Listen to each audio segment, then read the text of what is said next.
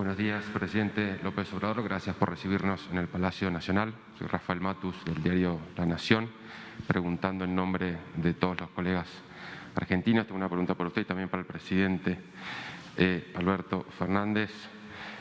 Presidente, quería preguntarle, en aras de lo que está ocurriendo en la Argentina, ¿qué otras medidas tomará para evitar más privilegios en la distribución de las vacunas?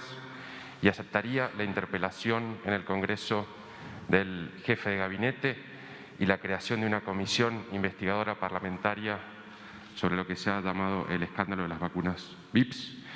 Y para el presidente López Obrador, usted ayer criticó la vacunación secreta para los de arriba en otros países. ¿Qué medidas toma su gobierno para que eso no pase aquí en México? ¿Y cómo planean ambos mejorar la equidad en la vacunación en la región? Y si piensan llevar el tema que han planteado al G20 o a la Asamblea General de las Naciones Unidas. Muchas gracias. Muchas gracias. Miren, siempre he planteado que el tema de las vacunas es un tema muy sensible y que debemos tratar con absoluta seriedad, porque el riesgo es que lo terminemos politizando y el riesgo es que terminemos haciendo lo que creo que nadie quiere hacer. En Argentina he conocido que en circunstancias irregulares se vacunó a un grupo de alrededor de 70 personas. El concepto de irregular es un número, un dato o un concepto a revisar, porque entre los vacunados había personas que estratégicamente debían vacunarse. Los medios en Argentina ponen a Alberto Fernández entre los que recibió la vacuna indebidamente, pero yo me tuve que dar la vacuna porque los medios argentinos decían que no se podía confiar en la vacuna rusa. Y tuve que convocar a la confianza ciudadana. Por el mismo motivo se dio la vacuna Cristina, por el mismo motivo se dio la vacuna Axel, por el mismo motivo se dieron la vacuna muchos otros gobernadores, muchos de los cuales ni siquiera son oficialistas. Por el mismo motivo se dieron la vacuna algunos intendentes que tampoco son oficialistas. Porque hubo una campaña despiadada, desatada en Argentina por la oposición para hacerle sentir a los argentinos que la vacuna Sputnik V era veneno. Y hasta me denunciaron por estar distribuyendo veneno. Y ahora resulta que lo que me denunciaron me pide que por favor le dé el veneno a ellos y que consigan más veneno. Yo quisiera que la Argentina funcione de otro modo. Claramente, cuando yo tomé nota de lo que había pasado, reaccioné y perdí a un ministro en cuyo ministerio pasaron estas cosas, o bajo su dependencia pasaron estas cosas. He leído que han hecho una denuncia. Miren, el hecho es lo suficientemente grave como para que un ministro de la talla de Ginés González García haya debido dejar su cargo. Pero terminemos con la payasada. Yo les pido a los fiscales y a los jueces que hagan lo que deben. El delito, no hay ningún tipo penal en la Argentina que diga será castigado el que vacuna a otro que se adelantó en la fila. No existe ese delito. Y no se pueden construir delitos graciosamente. Ya lo hemos vivido. Si quieren trabajar, tienen muchos delitos para investigar. Pueden investigar el negocio de los peajes de Macri, pueden investigar el terrible y lamentable endeudamiento que la Argentina vivió, que no fue otra cosa que un negocio para los amigos del poder. Pueden investigar el vaciamiento del Congreso, pueden investigar el negocio de los parques eólicos, pueden investigar la responsabilidad de un ministro que mandó un submarino para que mueran 44 tripulantes. Miren todo lo que tienen para investigar y no investigan. El hecho, sin duda, es un hecho reprobable, porque nadie puede avalar que en las circunstancias que vivimos alguien tenga la posibilidad de adelantarse en la vacunación. Pero les pido que sean estrictos con la lectura de esas de esas listas, porque en esas listas aparecen también personas que deben vacunarse por las características de la acción que desarrollan. Vacunar al presidente de la Comisión de Relaciones Exteriores de la Cámara de Diputados y del Senado es algo absolutamente razonable si uno piensa que deben salir del país y exponerse al riesgo del contagio. Vacunar al ministro de Economía, que con su equipo tiene que iniciar una gira entre todos los países del G7 tratando de buscar apoyo para Argentina, es algo absolutamente razonable porque su vida queda expuesta con todo eso. Con lo cual, a mí difícilmente me corran con estas lógicas. Yo detesto los privilegios. Yo no los ejerzo ni me valgo de ellos. No soporto que eso ocurra. Lamento que algunos lo hayan hecho. Y ya hablé con mi conducta. Y lo que le pido a algunos fiscales es que hagan el esfuerzo de volver a releer el Código Penal. No sé quién los aprobó y en qué universidad aprobaron, pero ya hicieron demasiadas sinvergüenzadas para que sigan haciéndolas. Nosotros podemos dar respuesta de todo lo que hacemos. Y en este punto ya dimos respuesta. Porque cuando el Aras San Juan se hundió en el Mar del Sur, nadie le pidió la renuncia a nadie. Y cuando la directora de la Oficina Anticorrupción decía que ella no iba a perseguir a su presidente, nadie le pidió la renuncia a nadie. Y cuando ocurrió el desfalco objetivo de la deuda externa, nadie le pidió la renuncia a nadie. Y cuando en el gobierno anterior ocurrieron cosas tales como aumentar los peajes y al día siguiente que el presidente venda las acciones de la empresa de peajes, nadie le pidió la renuncia a nadie. Por favor, una vez pido que tengamos honestidad intelectual, una vez tengamos honestidad intelectual. Yo con mi conducta di cuenta de lo que debíamos hacer. El resto es hacer lo más miserable que se puede hacer, política con la desgracia de la pandemia. ¿Había alguna otra parte de la pregunta que hablaba? ¿Cómo? La posible interpelación. Bueno, nosotros, la interpelación es una facultad del Congreso, no es un tema mío, es un tema que decide el Congreso. Bueno, he ordenado, ayer hablé con Carla, hablé antes de ayer, perdón, antes de partir, le di orden de que dé la lista de las personas que aparentemente recibieron esa vacunación salteando protocolos. Vuelvo a repetir que algunos protocolos se saltearon por cuestiones de la actividad estratégica que realizaron personas y algunos protocolos se saltearon porque en sus diarios ustedes escribían que estábamos envenenando gente y le daban mucho eco a las barrabasadas que decían la oposición.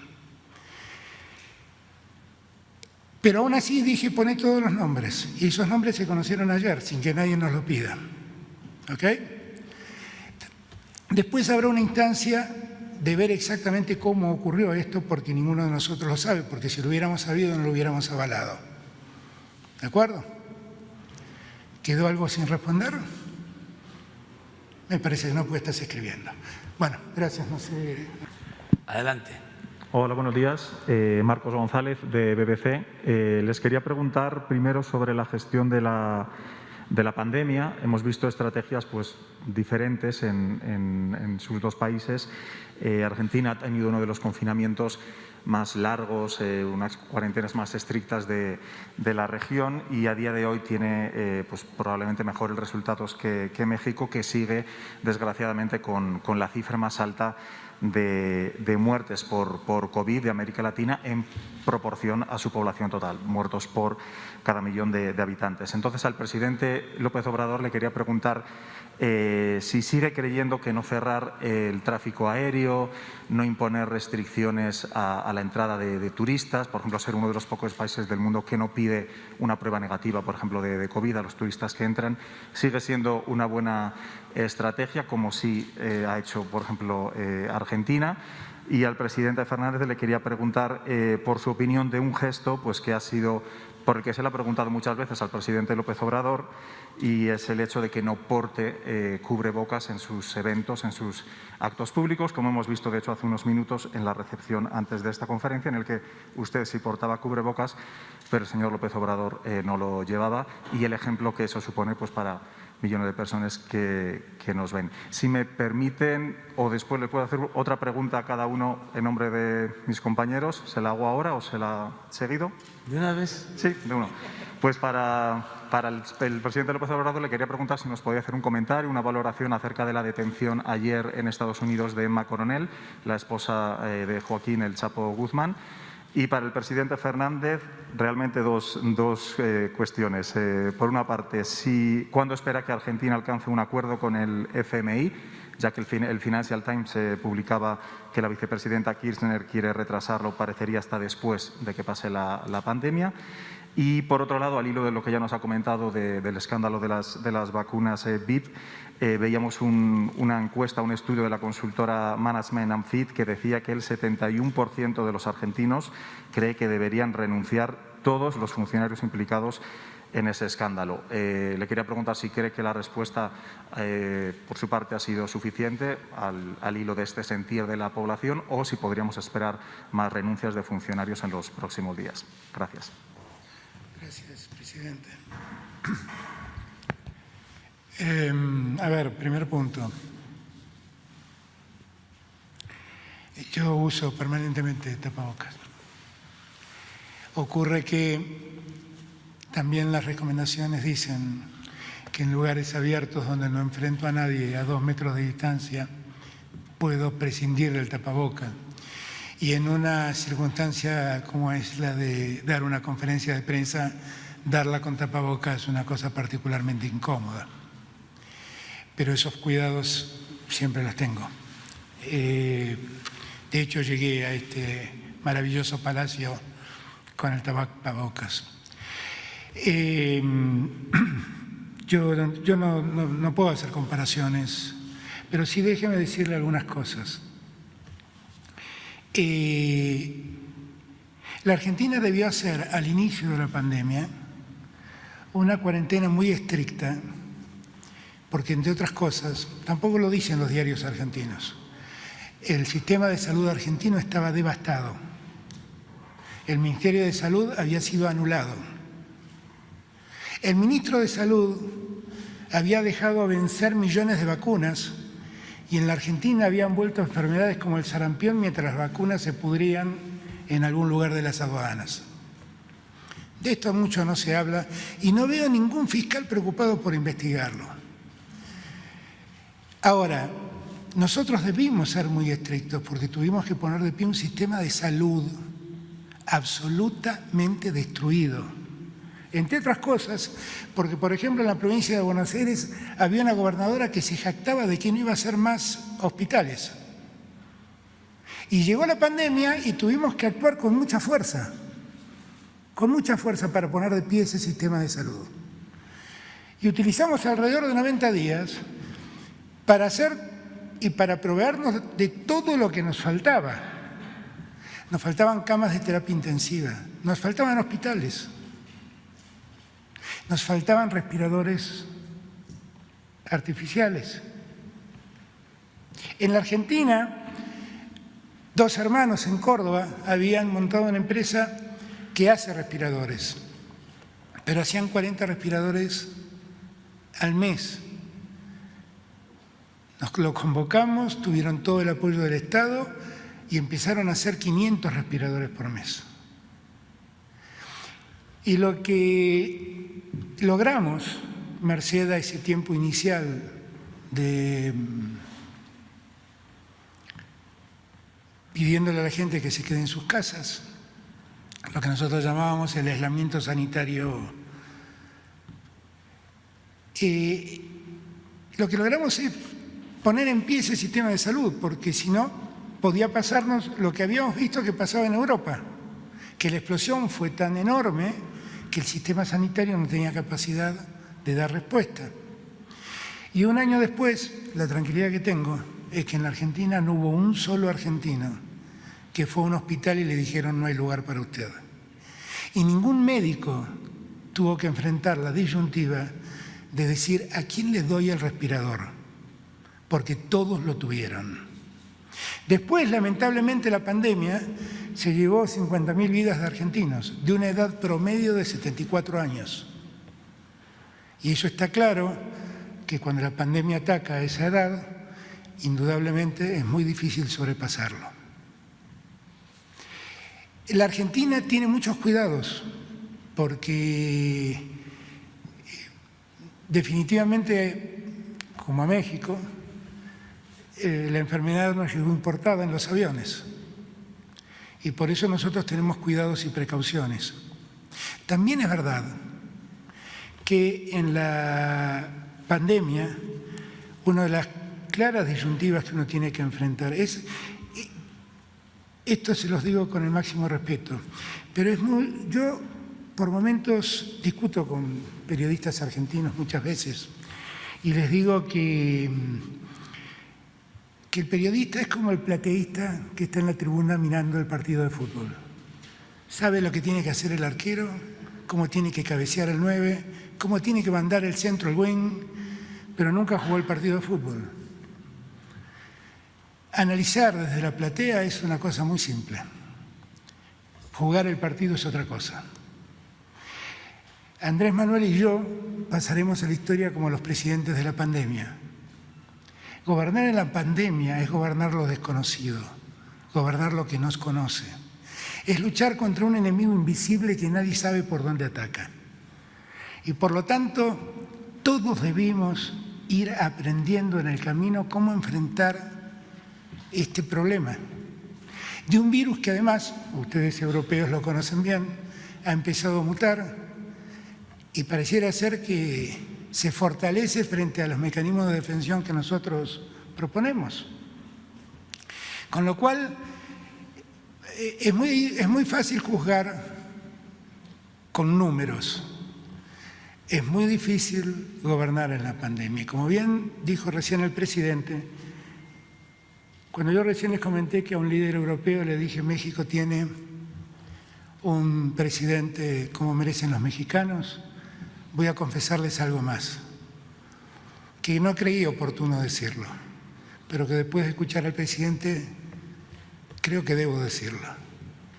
México tiene el primer presidente honesto en muchos años, el primer presidente decente en muchos años. Y cuando lo escucho hablar como habla, lo veo actuar como actúa, cada día verifico más eso.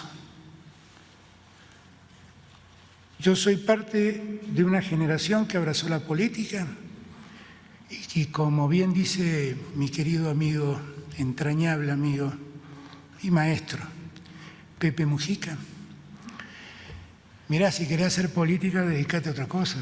Pone una empresa, pone un comercio. Si querés hacer dinero, dedícate a otra cosa. Pone un comercio, pone una empresa. Pero si querés hacer política, olvídate del dinero. Y yo creo en eso, como cree Andrés Manuel. Y la verdad, nos repugna ver cómo el poder mediático protege a los poderosos que hacen negocios vergonzosos con los que tienen el poder de turno. Yo no estoy para avalar nada de eso. A su pregunta de si voy a pedir más renuncias, mire, si hay más responsables se van a tener los que se tengan que ir. Porque nunca ni promoví ni avalé nada de eso. Pero también digo, no voy a hacerme cargo del escarnio público que están promoviendo sin medida en Argentina. ¿De acuerdo? ¿Le contesté? El acuerdo con el FMI. Nosotros estamos trabajando para alcanzar un acuerdo. Parte de lo que gran parte de la prensa argentina hace es demonizar a Cristina, que la quieren mostrar siempre como una persona disruptiva y alocada que promueve soluciones que poco tienen que ver con lo que a la Argentina le puede convenir. Ese es un problema que tengo que resolver yo y el ministro de Economía. Y que hoy seguramente Cristina tiene opinión y seguramente la escucho, pero es una decisión mía. Nosotros estamos tratando de encontrar un acuerdo de un crédito que, como bien marcó el presidente López Obrador, fue vergonzoso. Un acuerdo que, según ha confesado el presidente del BID, que en esos días era director en el Fondo Monetario Internacional en representación de los Estados Unidos, fue dado para garantizar el triunfo de Mauricio Macri en esa elección. Allá en Argentina decimos, fue la campaña política más cara de la historia de la humanidad. Ahora esa campaña política la tenemos que pagar los argentinos. Y entonces yo quiero ser muy cuidadoso con la negociación con el Fondo Monetario Internacional, porque sé cómo ese crédito fue dado y sé cómo el poder de entonces dejó fugar miles de millones de dólares de la Argentina con negocios de sus amigos. Lo he visto, tenemos todo identificado y le vamos a contar a los fiscales a ver si alguna vez se dignan a investigar a los poderosos. Nosotros queremos encontrar un acuerdo, pero el acuerdo tiene que ser un acuerdo que le convenga a Argentina. Y tiene que ser un acuerdo que parta de esa premisa. Miren, nosotros tenemos que hacer frente a un crédito alocado que el Fondo Monetario Internacional le dio a un país con fines políticos sin ningún sentido económico. Cuando yo era candidato y me visitó la delegación del fondo que visitó la Argentina, le pedí que paren de entregarle plata a la Argentina porque todo el dinero que entraba se fugaba en manos de los amigos del presidente de turno. No, y eso fue un comunicado oficial que hice después de reunirme con el enviado del fondo. No voy a borrar con el codo lo que dije en aquel momento. Ahora sí voy a tratar de encontrar un acuerdo, pero quiero que el acuerdo no le cueste a los argentinos más de lo que ya han debido soportar. Eso es lo que espero. Perdón, y quiero agradecerle puntualmente al presidente López Obrador porque en el momento en que estábamos negociando con los acreedores privados, un día desesperado porque no encontraba respuestas de ellos, le pedí su colaboración y su colaboración fue determinante para que podamos encontrar el acuerdo que buscábamos. Y nunca tuve la oportunidad de decírselo cara a cara. Muchas gracias, Andrés Manuel, porque lo logramos y de verdad él nos ayudó mucho. Gracias.